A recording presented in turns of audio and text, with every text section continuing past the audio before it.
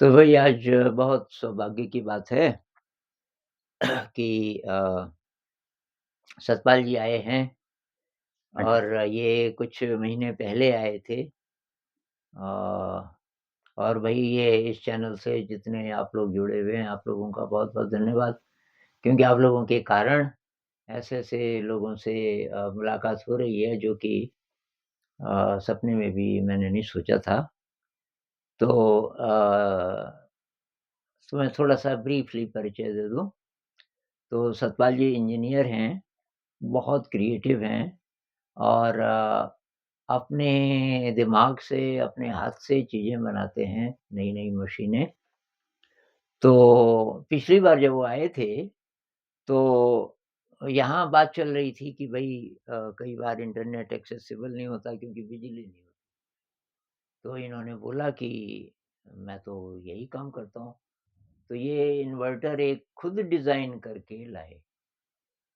और सोलर के साथ सोलर पैनल लाए, पूरी गाड़ी दिल्ली से यहाँ अपनी गाड़ी में सब सामान लेकर के।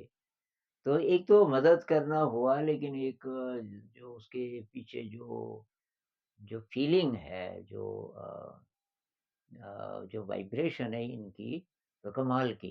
मतलब बहुत जीवंत। अभी सुबह 7 बजे से लगभग अभी तक लगातार काम चल रहा था, अभी-अभी खत्म हुआ। सुबह इनको जाना है बहुत जल्दी, तो मैंने सोचा कि अभी कुछ मिनट हैं, तो मैं बहुत भाई ग्रेटफुल हूँ। Thank you sir. हाँ, केवल इसलिए नहीं कि आपने मदद की, बल्कि इसलिए कि आप विचित्र इंसान हैं और मैं थैंक यू तो सर। विश्वास करता हूँ कि दूसरे भी प्लैनेट्स हैं। कुछ लोग बोल रहे हैं कि कुछ लाख लोग आए हुए हैं और प्लैनेट्स के इस अच्छा, धरती पे और उनको पहचानना मुश्किल होता है। अच्छा। तो मुझे तो ऐसे भी लगता है क्या पता आप किसी और प्लैनेट के हों। Oh my God! और जानबूझ के ऐसे वेश में आए हों कि हम पहचान ना सकें, हम घबराएँ नहीं। धन्यवाद सर। और ये आपके साथ अब एक और साथी को लेके आए हैं, ये गणेश जी हैं, ये भी इंजीनियर हैं, इनको असिस्ट करते हैं और ये भी कमाल के इंसान हैं। उस ये सुबह से ये भी लगे हुए हैं और वे इनका भी दिमाग बहुत तेज़ है, अभी बहुत यंग हैं, 22-23 साल के। हाँ जी। 22-23 साल के हैं। हाँ, जी सर। विष्णु मैं इनका नाम रिपीट कर देता हूँ। हाँ, हाँ। तो मेरे साथ जुड़े लगभग 2 साल पहले, तो बस वही है, मेरे को ऐसा लगता है कि संबंध कहाँ-कहाँ से, कैसे-कैसे लिखे होते हैं। हुँ, तो जैसे मैं आपके साथ आके जुड़ा, तो ऐसे ही कभी 2 साल पहले इनके साथ जुड़ने का मौका मिला। हुँ, तो बस जैसे सर आपने शब्द मेरे लिए बोले, तो मैं सेम शब्द रिपीट करना चाहूँगा विष्णु के लिए भी हुँ। कि जैसे इनको देखा तो ऐसे बड़ी हैरानी थी कि ये सच में क्या इतने अच्छे लोग होते हैं और इतनी जानकारी है और इतने डाउन टू अर्थ हैं। तो बड़ा अच्छा लगा। तो बाकी सर मैं यही कहूँगा कि जो भी ये हो रहा है, मेरे को ऐसा लगता है कि मैं नहीं कर रहा हूँ, ये अपने आप हो रहा है। क्या तो बात! बस इतना ही कहूँगा सर। हाँ जी। बहुत बड़ी बात कह दी। हाँ यही जी। तो अध्यात्म की पहचान है ना, जब हम बोलते हैं भई कोई और पावर करवा रही है। अ, अच्छा, ख़ैर पर अभी हम भई कुछ आध्यात्मिक बातें करने वाले हैं जी सर। क्योंकि बीच में लंच के आस-पास हम चाय पी रहे थे और तो सतपाल जी ने कुछ बहुत गहरे सवाल पूछे। उस समय टाइम कम था तो हम ज ढंग से बात नहीं कर पाए। तो अभी हमने सोचा कि रिकॉर्ड कर लेते हैं उन बातों को क्योंकि वो और उनके भी प्रश्न हो सकते हैं। तो क्या सवाल था आपका? सर मैं जो हमेशा मेरे मन में खटकता रहता है, हुँ, ऐसा कहूँगा वो है कि कॉन्शियसनेस की इस यूनिवर्स में ज़रूरत क्यों है? ये इंजीनियर्स लॉजिकल, ऐसा लोग कहते हैं, हमें लॉजिक बताया जाता है, लॉजिकली सोचो सब कुछ। तो फिर मैं कई बार सोचता हूँ कि क्या ज़रूरत थी कॉन्शियसनेस की, या इसके पीछे क्या लॉजिक है? हुँ, ये हुँ, एक मेरा सवाल है सर। हुँ, हुँ, हुँ। अब ये तो एक्चुअली तो कभी हम जब केवल कॉन्शियसनेस हो जाएँगे शरीर नहीं रहेंगे शायद या क्या पता शरीर में रहते हुए भी अ, पता चल जाए। लेकिन फ़िलहाल और लोग क्या बोलते हैं, तो हमारे जो ये वेदों में इसके बारे में क्या है, एक तो थोड़ा-सा वो लेंगे ओपिनियन और दूसरा अ, एनडी नियर डेथ एक्सपीरियंस, मतलब जो लोग कुछ देर के लिए मर जाते हैं और फिर ज़िंदा हो जाते हैं, अच्छा, उनके एक्सपीरियंसेस कमाल के, कि हमको अच्छा, ये एक्सपीरियंस हुआ ये। अब कुछ लोग कह सकते हैं कि ये इमेजिनेशन है, लेकिन वो कई बातें ऐसी बोलते हैं जो वेरिफाएबल है, जो ओके, इस दुनिया के बारे में बोलते हैं। तो अच्छा, एक उन पे मेरा विश्वास है कि वो लोग जो ज्ञान लेके आ रहे हैं, अब मरे और कुछ-कुछ जगत घूम के आ गए और अब फिर ज़िंदा हो गए, ओके। तो उनका ज्ञान एक वो हो जी, सकता है। और कभी-कभी एक एलन वॉट्स हैं, अभी डेथ हो गई, एलन वॉट्स अंग्रेज मिस्टिक, उनको कोई अनुभव हुए बहुत गहरे। एलन वॉट्स कहते हैं कि हम बहुत सीरियसली ले लेते हैं चीज़ों को जो कि बनाने वाले ने शायद फन के लिए बनाया, खेल के लिए बनाया। और लगभग ठीक, यही बात हमारे ग्रंथों में है कहीं कि उसको ब्रह्म बोल देते हैं। मतलब वो एनर्जी, जो ओरिजिनल एनर्जी है, कॉन्शसनेस कह लीजिए, तो वो जब ब्रह्म बोलते हैं तो हम सोचते हैं आदमी। उनका जी, मतलब आदमी से नहीं है, वो जो एनर्जी थी, ठीक है। शुरुआत में कोई ऐसी एनर्जी थी, एनर्जी फ़ील्ड कह लीजिए, लेकिन conscious, super conscious energy field. जी सर, और वो उस फ़ील्ड में कि अब ये समझाने के लिए ऐसे बोलते हैं कि ब्रह्म अकेला था, उसने सोचा कि कुछ खेल का साधन किया जाए, कुछ एंटरटेनमेंट का। तो उसने अपने एक हिस्से को साकार कर दिया। ओके, जिसको हम एक्सपीरियंस कर सकते हैं।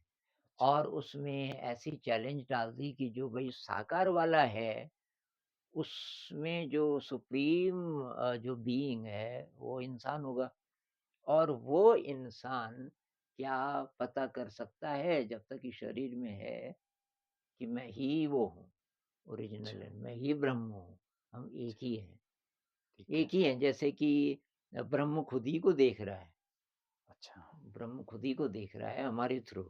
अच्छा, लेकिन हम इल्यूज़न में जब तक हैं, हमको लगता है कि हम अलग हैं और वो ठीक है। अलग है। लेकिन कि कोई ऐसा क्षण आता है जिसको मिस्टिकल एक्सपीरियंस कहते हैं। तो कबीर कहते हैं बूँद समानी समुद्र में, अ, कि बूँद गई समुद्र को जानने के लिए और वो समुद्र बन गई। हाँ, और समुद्र बनने पहले भी समुद्र में ही थी पर उसको दिखता नहीं था। जी, तो बूँद ने बोला कि यार ये क्या चीज़ है? मैं कहाँ से आई? मैं कौन हूँ? तो समुद्र की थाह लेने गई। थाह लेने गई तो उसमें ऐसी काबिलियत आ गई कि वो देख सके। उसने जी, देखा कि मैं तो ये तो सारा जो है वो मैं ही हूँ। ठीक, तो बूँद समुद्र में जब समा गई, तो बूँद ने बोला कि भई मैं ही समुद्र हूँ। जब ठीक, किसी ने पूछा कि भई जी, पता चला? मैं ही समुद्र हूँ। जी सर, हाँ।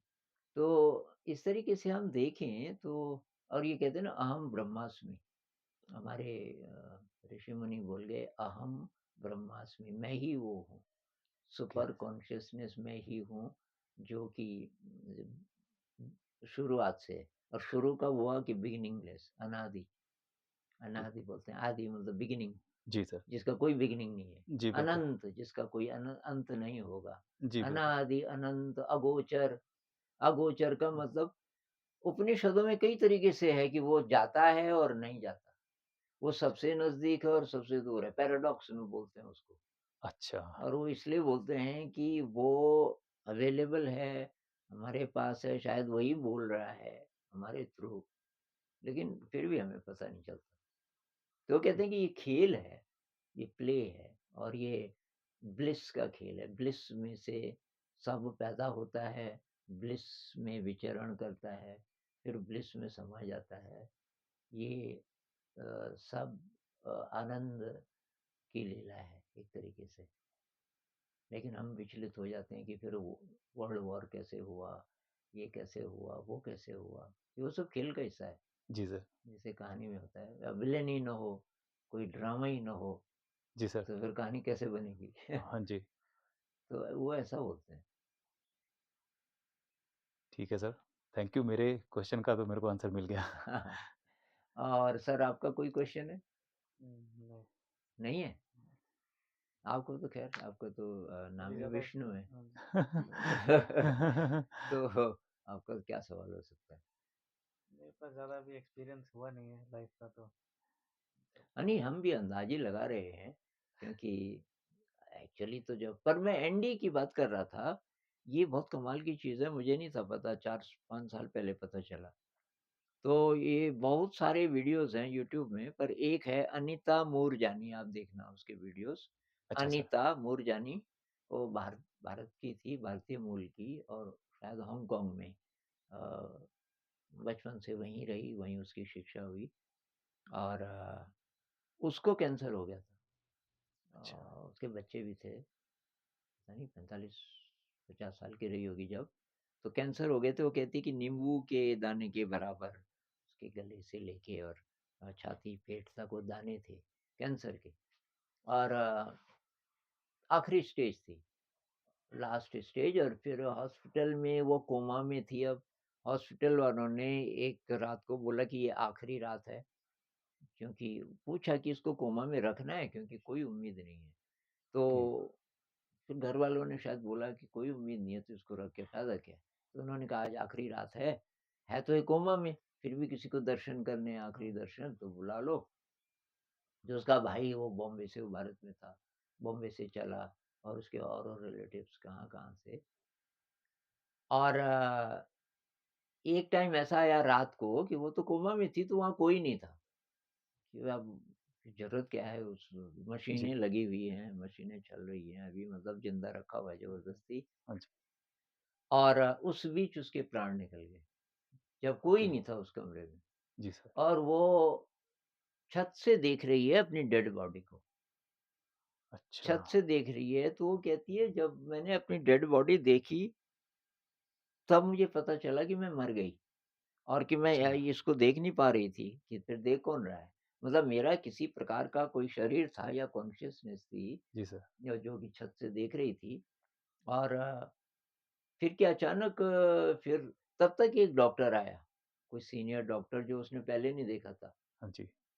और उसने मशीनें देखी कि वो तो मर गई और उसने सोचा कि चलो तो ठीक ही है जब मर गई तो, लेकिन इसके तो लोग आने वाले थे, ऐसा हुँ, सुना था मैंने, वो तो कोई देखने पहुँचा ही नहीं, हाँ ये जी। पहले ही मर गई, ऐसे सोच रहा है। जी सर। फिर वो चला गया, फिर इसने भी सोचा कि अब मैं पता नहीं किस लोक में जाऊँगी, एक बार मैं दर्शन कराती हूँ अपने पति और बच्चों का। ओके। अ, जैसे ही उसने सोचा वो पहुँच गई अपने घर। तब उसको पता चला कि मेरे अंदर ये शक्ति है, मैं जहाँ चाहूँ जी, केवल केवल अच्छा। सोच के मैं पहुँच सकती हूँ। और कि भाषा नहीं चल रही थी मन में, कोई विचार आ रहा था हाँ जी। भाषा में नहीं। जी, जी। वो सीधे सीधे मतलब उसका जो मीनिंग है हाँ जी। वो, वो भाव ओके। जिसको बोलते हैं, शब्द हाँ जी। नहीं, शब्द ठीक। नहीं थे। और कि मैं तुरंत मैंने देखा पति को, बच्चे भी शायद जगे हुए थे, क्योंकि वो पता था आज आखिरी रात है, कुछ रिलेटिव्स भी आने वाले हैं। और कि वो उनके मन में क्या चल रहा है, वो सब वो देख सकती थी। मन में क्या विचार चल ओके। रहे हैं और उसको लगा कि कोई ख़ास अच्छा, बात नहीं है। मतलब मैं चली जाऊँगी, अच्छा। तो ये मतलब ज़्यादा इनको दुःख नहीं होगा, कोई ठीक। चिंता की बात नहीं। और उसके बाद उसने सोचा कि अब मैं पता नहीं कहाँ जाऊँगी, तो उसके पिताजी आ गए। पिताजी की डेथ हो गई थी 10 साल पहले। तो ओके। पिताजी ने कहा कि आ बेटी। तो फिर उसने डिस्क्राइब किया कि वो मतलब शायद स्वर्ग जैसी कोई जगह थी। पिताजी ने थोड़ा घुमाया, दिखाया और उसके बाद बोला कि बेटा तुझे लेकिन वापस जाना है। और कि मैंने कहा नहीं पिताजी मैं नहीं जाना चाहती वापस, अच्छा। उसी शरीर में। तो ये कि बातचीत शब्दों में नहीं हो रही थी। जी, जी। ये जैसे टेलीपैथी जो बोलते हैं, क्या बोलते हैं, वो अपने आप मतलब वो पता जी, चल जी, रहा जी। था कि ये क्या बोलना चाहते हैं। तो उसको तब ये पता चला कि उसका शरीर अपने आप ठीक हो जाएगा, बहुत ओके, जल्दी और उसको जीना सीखना है। अभी तक तो वो औरों के लिए जीती रही, ओके। कॉम्प्रोमाइज़ करती रही, अपनी एनर्जी को नहीं पहचान पाई थी। हुँ, तो पिताजी ने बोला कि बेटा तुझे जीना है अलग तरीके से और दूसरों को भी बताना है कि ज़िंदगी का क्या मीनिंग है। बस ये ऐसे ही जैसे ही हुआ तो उसके बाद वो फिर आई छत पे और तब तक काफ़ी लोग आ चुके थे और उस बीच उसको पता चला कि मेरे भाई को प्लेन नहीं मिल रहा बॉम्बे में। उसको दिक्कत अच्छा, आ रही है। अच्छा, हाँ, ये सारी बातें भी। कौन रिलेटिव क्या सोच रहा है, ये सब उसको पता चल रहा है। तो सही। उसके बाद वो जब उसका दोबारा से प्राण शरीर में आए, तो हाँ जी, अचानक मशीनें चलने लगी। सारे हैरान, और इसने आँखें खोली और ये मुस्कुराने लगी, और सामने वो डॉक्टर था। उसका नाम पता नहीं क्या था, पर मैं मान लीजिए कि थॉमसन था। और कहने लगी कि अ, हेलो डॉक्टर थॉमसन। मैंने कहा, तुम मुझे कैसे जानती? कि नहीं, आप आए थे ना कमरे में। कि कब? कि जब मैं मर गई थी। अरे फिर बाप तुम्हें कैसे पता? कि मैं वहाँ से देख रही थी और आप सोच रहे थे, ये तो पहले ही मर गई। सोच रहे थे, क्या बोल रही है? तो हस्बैंड ने उसकी तरफ देखा, उसको इशारा किया कि तू जो बोल रही है ये मत बोल अभी। वो भी गड़बड़ा रहा था कि ये बात क्या है। खैर वही डॉक्टर उसके पति को लेके गया दूर दूसरे तीसरे कमरे में, और उसको बोला कि भाई ये हो जाता है कभी-कभी मिरेकल, लेकिन ये रहेगी नहीं, बचेगी नहीं। ले जाओ इसको घर, और इसकी मांसपेशियाँ काम नहीं करेंगी। ये कुछ नहीं हिल-डुल कुछ नहीं पाएगी, और रहेगी शायद 1 आध हफ्ता, उसके बाद ये तो ज़्यादा खुश होने की ज़रूरत नहीं है। ये बोल के फिर वो जैसे ही वापस आए, ये इंतज़ार कर रही थी, नहीं डॉक्टर थॉमसन, आप गलत सोच रहे हो। अच्छा, ऐसा नहीं है जैसे आप मेरे पति जी को बोल रहे थे। मैं तो 6 हफ्ते में एकदम फिट हो जाऊँगी, और एक पहाड़ था कोई आस-पास, हाँ मैं जी, उसको चढ़ूँगी कि मुझे क्लाइंबिंग का भी शौक है, मैं बिना इलाज के एकदम फिट हो जाऊँगी। कि तुम ये क्यों बोल रही है? आप बोल रहे थे ना मेरे पति जी को कि वो ऐसे ही मिरेकल हो जाता है, और 1 हफ्ते से। उसने कहा, तुझे कैसे पता? कि मुझे सब पता है। तो ये चीज़ें वेरिफ़ाएबल हैं। वो लोग ठीक, जो बोलते हैं कि भई जैसे उस डॉक्टर जो सोच रहा था एग्ज़ैक्टली वही उसने बोला। ठीक, एक्चुअली प्लेन नहीं मिल रहा था अपने भाई को, उसने बोला आपको दिक्कत आई बॉम्बे में, प्लेन नहीं मिल रहा था। और भाई भी बड़ा कि तुझे कैसे पता? कि नहीं मुझे मालूम है, और आप ऐसा सोच रहे थे उस समय। तो मतलब कोई सुप्रीमली पावरफुल हम बन जाते हैं, जब हम उस चेतना के रूप में होते हैं, जब ये शरीर नहीं होता। ठीक एक है सर। प्रूफ तो वो है कि जी सर, हमारे अंदर कोई चीज़ है जो कि बहुत विराट है, ठीक, सुपर सुपर इंटेलिजेंट है, और जब तक हम इस शरीर में होते हैं, आसानी से हमें पता नहीं चलता, या तो शरीर की लिमिट नहीं है उसको पचाने की। ये हो सकता है कि हमारा जो नर्वस सिस्टम है वो हैंडल नहीं कर सकता ऐसे एक्सपीरियंसेस को। ठीक, पर जिनको मिस्टिकल एक्सपीरियंस होते हैं, वो भी कुछ ही देर के लिए होते हैं, और उसके बाद वो फिर ज़िंदा मतलब ठीक रहते हैं। तो उतनी देर का जो एक्सपीरियंस है उसको डिस्क्राइब करते हैं। उससे उसकी मदद से वो ये सब बोल सकते हैं, ठीक जो है सर। शायद हमारे ऋषि-मुनियों को हुआ होगा। तो इस पे मेरा विश्वास तो है, क्योंकि अ, मुझे मृत्यु का डर ही नहीं लगता। जी पता सर, नहीं क्यों है, पता नहीं। बिल्कुल ज़ीरो ना मेरा विश्वास है कि होती होगी। मतलब ये जो ओपिनियन है, अभी मैं ओपिनियन ही बोलूँगा जब तक क्लियर एक्सपीरियंस नहीं हो जाता। ये जो बोलते हैं कि आत्मा होती है, अमर होती है, और ये शरीर मर जाता है, वो ज़िंदा रहती है, फिर शायद पुनर्जन्म होता है। तो अब इसका मेरे पास प्रूफ़ नहीं है, लेकिन इतने का प्रूफ़ अभी है एनडी वालों से कि आत्मा जैसी कोई चीज़ तो होती है। ये ठीक, शरीर के मरने के बाद हमारे हमारा जो जो भी रूप है उसको फिलहाल आत्मा कह लेते हैं, तो वो सुप्रीमली पावरफुल होता है, सुपर इंटेलिजेंट होता है, इतना तो मुझे समझ आ गया। और अगर इतना है तो पता नहीं क्या-क्या है। जी सर, तब हम जिस नज़र से इस दुनिया को देखते हैं, ज़िंदगी को देखते हैं, तो ये पता नहीं इस एक्चुअली क्या चीज़ है जो इसको बना रही है। जी सर, जैसे समुद्र में बुलबुले पैदा होते हैं, और फिर लहरें आती हैं, और फिर नीचे चली जाती हैं, फिर दूसरी आती हैं, पर पूरा समुद्र जो है हाँ जी, अ, वो एक ही जैसा रहता है। कुछ-कुछ मतलब ऐसा। तो बहुत बढ़िया, हमारी बातचीत बहुत बढ़िया। कोई थैंक और यू सर। सवाल आ रहा है दिमाग में जी अभी? असल में सुबह मैंने वैसे एक और पूछा था हाँ।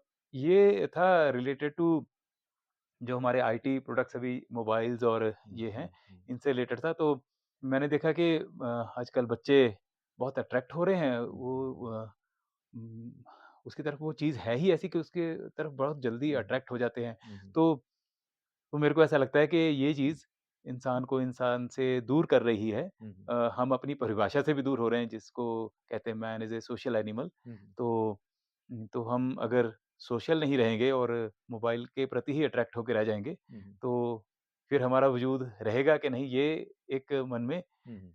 चिंता रहती है। ना ये बिल्कुल ये ये एक बात अलग तो विषय है। आप हुँ, हुँ, चाहें तो अभी भी हुँ, इसका हुँ। ना ये तो मेरा भी मानना है कि ये बल्कि हमारी तो पॉलिसी भी है कि भई कक्षा 8 तक का हमारा स्कूल है, हाँ जी, तो हम ये बोलते हैं कि भई 8 तक जो है ये कंप्यूटर वगैरह ज़्यादा मत दिखाओ इनको। ठीक है अब सर। घर में है हम वो भी डिस्करेज करते हैं इनको भई घर में जो आपका स्मार्टफ़ोन है दुरुपयोग मत करो। जी बच्चे सर। आजकल पता नहीं पबजी और क्या-क्या खेलने लग गए। पर कम से कम जहाँ तक हम कर सकते हैं, तो स्कूल में हमारी कोशिश ये है कि बहुत बेसिक आपको बताना है तो बता दो, लेकिन वो भी ना बताओ तो चलेगा, 8 तक मत दिखाओ इनको ये मशीन। अब ठीक है, हमें कुछ डोनेट की गई हैं ये मशीनें पर हम उनको चलाते नहीं हैं। ठीक है सर। हम कभी-कभी दिखा देते हैं बच्चों को कि हाँ भई जी। ये मिस्ट्री ना रहे, जी कि सर। भई ऐसा-ऐसा है। लेकिन मेरा भी मानना है कि ये जो रैशनल वाला जो है, लॉजिक वाला जो दिमाग है, वो समय से पहले ही काफ़ी तेज़ किसी-किसी डायरेक्शन में काफ़ी तेज़ वो हो जाएगा, जी। लेकिन उसका जिसको कहते हैं कि इमोशन वाला जो ब्रेन है, जिसको राइट ब्रेन बोलते हैं कुछ लोग, जी सर। तो उससे नाता नहीं बनेगा। जी सर। उससे नाता नहीं बनेगा और तब ये डिस्ट्रक्टिव हो सकता है। ठीक है और सर। उससे फिर मानसिक रोग भी शायद इसीलिए हो रहे हैं कि ओसीडी है और क्या-क्या है, कई प्रकार के क्योंकि हमारा जो डिज़ाइन है प्रकृति ने बनाया, तो राइट ब्रेन, लेफ्ट ब्रेन मिलके चलेंगे, तब जा कर के ज़िंदगी ठीक रहेगी। तो लॉजिक अकेला जब रह जाए, तो बहुत गड़बड़। ठीक उसके है। साथ इमोशन बहुत ज़रूरी है, तो जो आप बोल रहे हैं बिल्कुल सही बात कि फिर उसी में खो जाएगा वो, उसको समाज की ज़रूरत ही नहीं, किसी की ज़रूरत ही नहीं। जी तो सर। आदमी तो अलग-थलग पड़ जाएगा। चाहे वो भीड़ में है, सबके पास अपना है। सब अपना वो जी सर। स्मार्टफ़ोन पे लगे हुए हैं और हाँ जी। बगल वाले से बात नहीं हो रही। जी, बिल्कुल सर। हाँ तो जी। ये इस तरीके से तो इसका तो वही है, हमें तो ये डिस्करेज करना चाहिए अपने बच्चों को क्रिएटिविटी वाली चीज़ें दें। और ठीक। ये इंस्ट्रूमेंट्स दे दें, हारमोनियम दे दें, कुछ और दे दें। जी सर। बच्चा डांस सीखे, स्विमिंग सीखे, रॉक क्लाइंबिंग सीखे, ये बहुत प्रकार की चीज़ें हो सकती हैं। जी, बिल्कुल सर। मॉडलिंग, ये जो मॉडल बनाना जो क्ले मॉडलिंग सीखे, हाँ जी। तो उससे क्या होगा कि बैलेंस बनेगा। नहीं ठीक तो है। अब ये चीज़ें नहीं होंगी, तो ये तो बहुत आकर्षक है ना, जी सर। ये और बहुत क्विक है। बहुत जल्दी बच्चे सीख भी जाते हैं जी, स्मार्टफ़ोन बिल्कुल सर। वगैरह हाँ में। जी। तो अब अगर क्रिएटिव चीज़ें हम बढ़ाते जाएँगे तो शायद थोड़ा बहुत इसका आकर्षण वैसे भी तब कम हो जाएगा। ठीक है। पर ये है बहुत बड़ा सवाल है इस समय, कैसे ठीक। करके करें इसको। तो तो आपका बहुत-बहुत धन्यवाद। धन्यवाद सर। धन्यवाद सर। बहुत जी, अच्छी हमारी बातचीत रही थैंक यू सर। और फिर आप आते रहिए जी सर। और अगली बार हम जी सर। अगली बातचीत करेंगे। बिल्कुल सर। मैं रह गया थैंक यू तब सर। तक। बिल्कुल सर। हाँ जी, हाँ जी। अच्छा।